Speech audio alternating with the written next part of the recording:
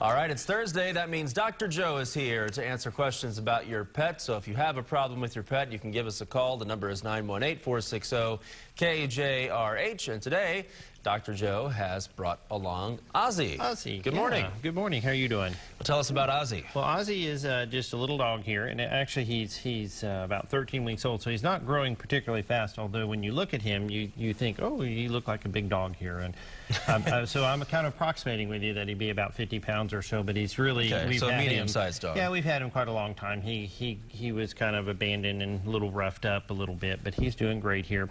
Someone asked me what kind of breed he is, and I said yes.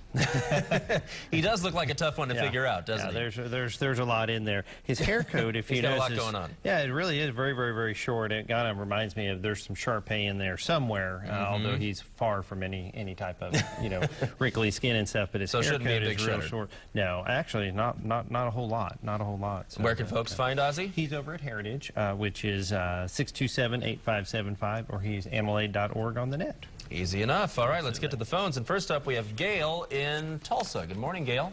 Good morning.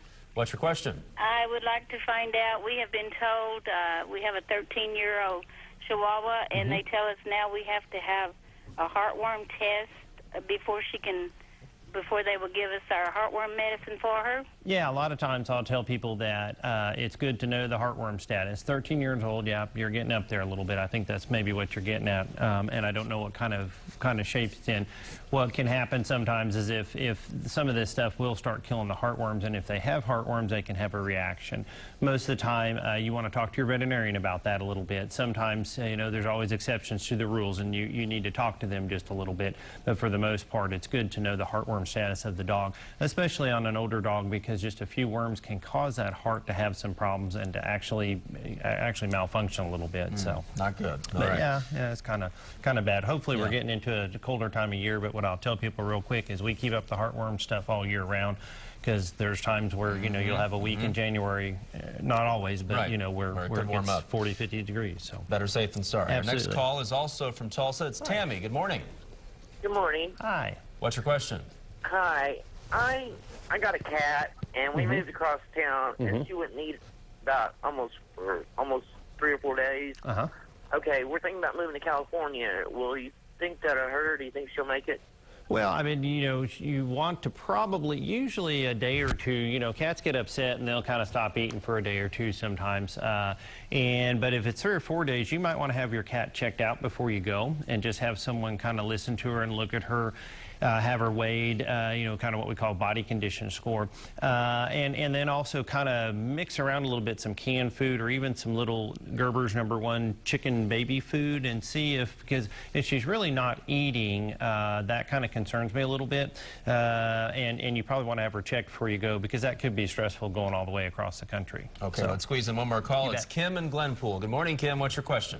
Yes, good morning. I apologize for my voice. That's okay. That's all right. No problem. I have a Yorkie and have noticed him coughing and wondered if it's possible to transfer a virus or a cold to your pet. Very good. The answer to that is yes. It's not real common, and I always tell people when I graduated from veterinary school, they said no. But the answer to that is yes. There are some things now that they're finding. In fact, they found some dogs, and they found the flu that was transferred kind of from us to them. I don't know that it goes backwards so much, but all these little guys are mutating, and so new ones come up all the time. Real quickly, we did not have dog flu until just a few years ago, and it got out of, I believe they say horses or pigs, and got into the dogs. So there's different little viruses that emerge all the time, and the answer is, I think, yes. Usually they're mild, but if you're concerned and a lot of coughing, go see your veterinarian, because some of them can get pneumonia and stuff, especially older dogs. Got to be careful. Absolutely. All right, well, Dr. Landers is here every Thursday to answer your pet questions. If you missed any of today's segment, you can go to KJRH.com and click on the Lifestyle tab to watch it again. You can also learn about other pets who need homes and more about Heritage Veterinary Hospital as well. Thanks for coming in. Well, thank you so much.